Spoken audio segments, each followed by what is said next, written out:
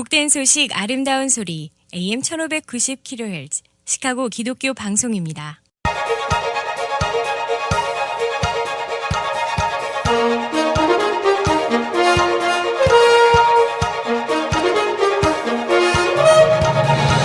김정일 해설위원의 시사 해설. 세상을 넓게 봅니다. 삶의 지평이 넓어집니다.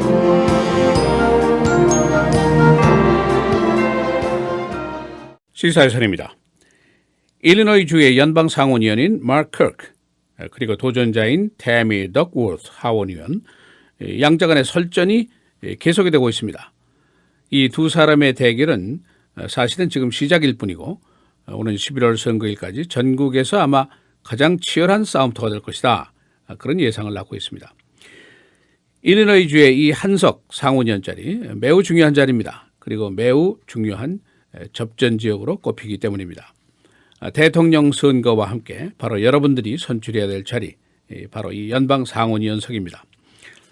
민주당으로서는 금년 선거에서 상원의 다수석 차지, 이것이 그야말로 절대절명의 목표입니다.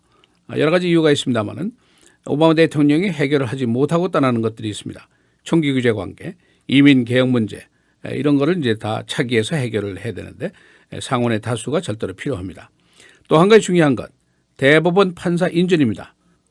대법원 판사 인준, 이것은 바로 상원의 권한이고 차기 대통령 또 차기 상원이 이 대법원 판사를 새로 고르고 또 새로 인준을 하고 그런 업무를 가지고 있습니다.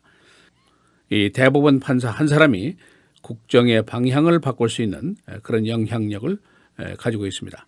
여러분 기억하시는 대로 오바마 케어 문제, 이민 개혁, 동성애 결혼 다 대법원에서 결정을 했습니다. 이 민주당으로서는 상원 다수당을 차지할 가능성이 현재로서는 높습니다. 그리고 기대도 높습니다. 5석만 더 이기면은 다수석이 되는 것이 가능한 일이고 그중에서 이제 일리노이 주 상원의원 선거가 가장 가능성이 높다. 이렇게 꼽히고 있습니다. 바로 이 이유 때문에 이 양자 사이의 설전이 더욱 크게 가열이 되고 있다고 볼 수가 있습니다. 그래서 오늘은 일리노이 주의 연방 상원의원 선거 지금 현황은 어떤 것인지 앞으로의 전망은 어떤 것인지 그리고 커크와 덕워스 간의 설전의 의미는 무엇인지 그런 이야기들을 종합하겠습니다. 이번 설전의 직접적인 주제는 이란에 대한 미국의 4억 달러 지불 문제입니다. 공화당은 이 돈이 인질 석방을 위한 몸값이다. 미국은 전통적으로 테러리스트들과 인질 협상을 하지 않는 전통을 가지고 있고 만약 이렇게 되면 미국 국민들의 안전이 더 위험해지기 때문이다. 고로 오바마 대통령의 4억 달러 지불은 매우 잘못된 것이다. 그런 비난을 해왔었습니다. 그러나 여기에 대해서 오바마 진영에서는 이것이 몸값이 아니다. 과거 이란의 독재자인 샤 대통령 시절부터 무기 거래에 걸려있는 돈인데 국제재판소가 판결한 사항이다. 그것을 지불한 것이다. 라는 반론을 펴고 있습니다. 이 문제에 마크 상원의원이 직접 끼어들면서 오바마 대통령은 drug dealer in chief라고 아주 맹렬한 공격을 했습니다. 범죄 집단에게 돈을 건넸다. 이제 그런 뜻이겠죠.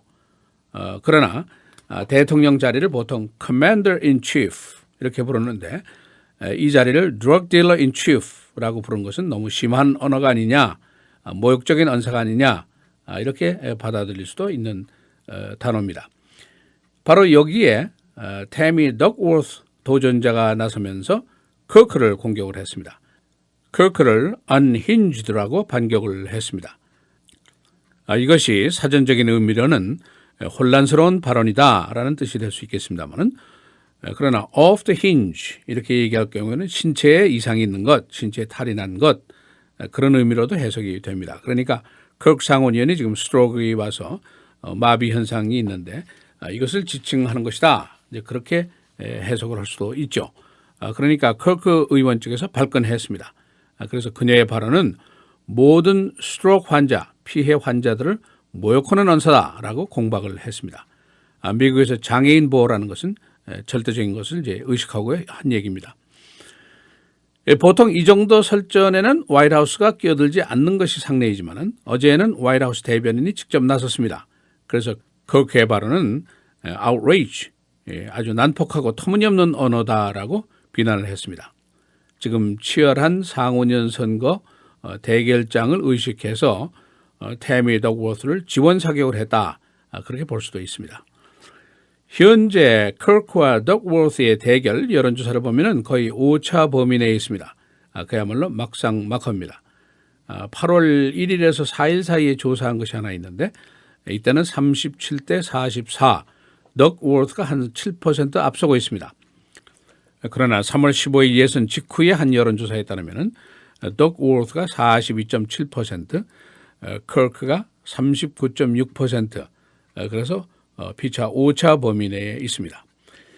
이 커크의 전략은 중도 성향의 투표인을 포섭하는 것이 목표입니다.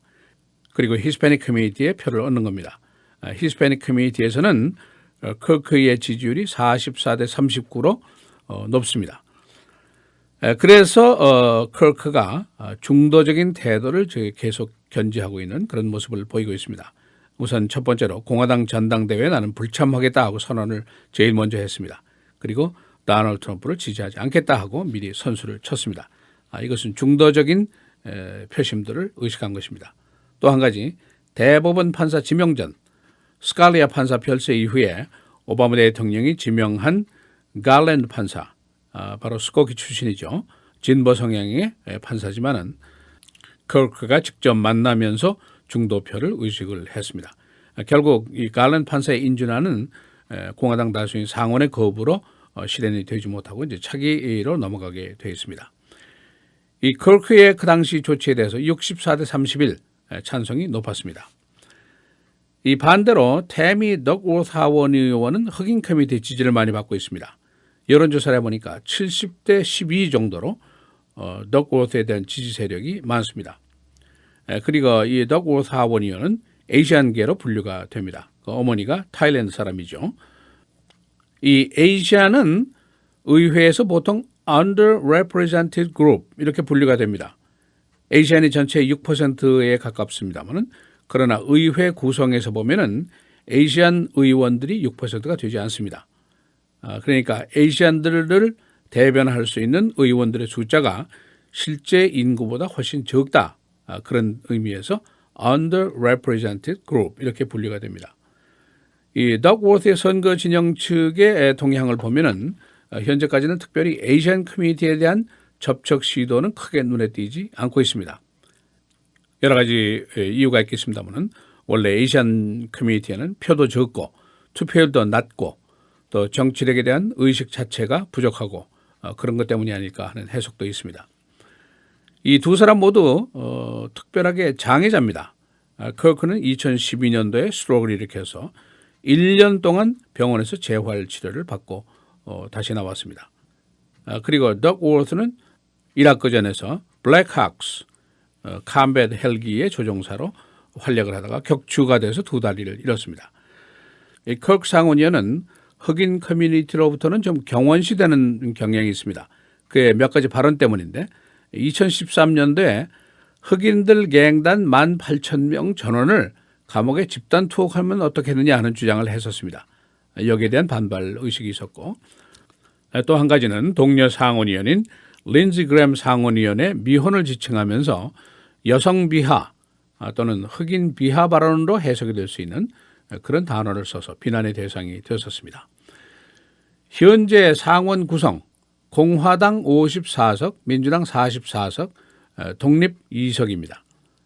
이번에 민주당에서 5석을 더 뺏어온다면 다수당이 됩니다. 버니 샌더스는 무소속이지만 민주당 캠프에 소속돼 있고 부통령이 상원의 의장 역할을 하고 있습니다. 그러니까 5석을 뺏어오면 다수당의 위치를 되찾을 수가 있습니다. 그 5석을 뺏어와야 되는데 그중에 가망성이 높은 것이 바로 일리노이주의 상원의원 선거입니다. 그래서 일리노이주의 상원의원 선거 두 사람의 접전이 치열한 대결이 예상된다는 이유가 바로 여기 있습니다. 지사해설 김정일입니다.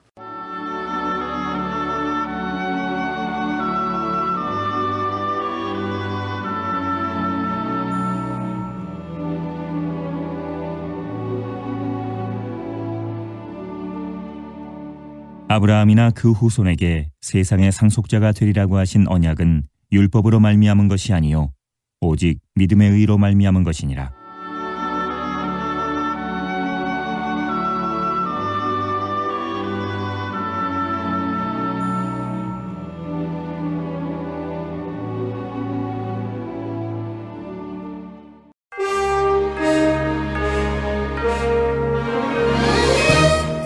헤드라인 뉴스입니다.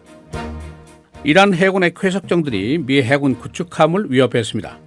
이란 쾌속정 2대는 어제 호르무즈 해협 공해상에 있던 구축함 전방 300야드까지 접근했다가 경고를 받고 돌아갔습니다. 지난 12월 이후 이란의 도발 위협이 계속되고 있습니다.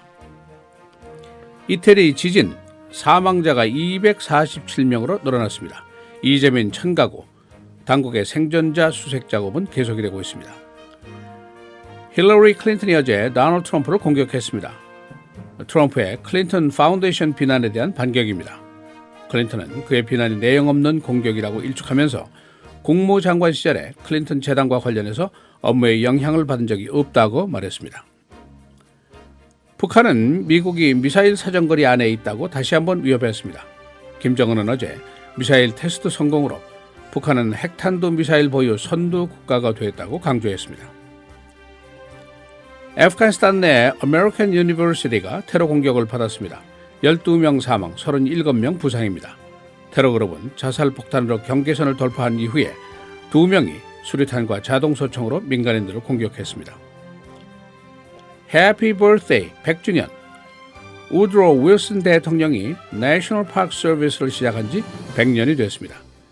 전국의 주요 자연 환경들이 이 서비스로 보호를 받고 있습니다. 화이트삭스의 구장인 US Cellular Field의 이름이 바뀌게 됩니다. 새 이름은 Guaranteed Rate Field, 모기지 회사의 이름을 딴 것입니다. 구장 소유주와 모기지 회사 그리고 주정부가 개명에 합의했습니다. 오바마 케어의 일리노이주 보험료가 인상됩니다. 주정부는 오바마 케어의 보험료 인상안을 연방정부에 제출했습니다. 인상폭은 최고 43에서 55%까지 올라가게 됩니다. 일부 보험회사들은 이미 적자를 이유로 오바마 케어 시스템에서 빠져나갔습니다. 마크 상원의원과 도전자인 태미 덕워스 하원의원과의 설전이 계속되고 있습니다. 일리노이 상원의원 선거는 전국의 관심 속에 현직이 가장 취약한 지구로 꼽히고 있습니다. 날씨입니다. 오늘 흐리고 한때 비 최고 81도, 금요일 맑고 흐리고 83도, 토요일 주일 맑고 흐리고 한때 비, 토요일의 최고는 83, 주일은 82도입니다. 월요일 맑고 흐리고 82도로 예상됩니다.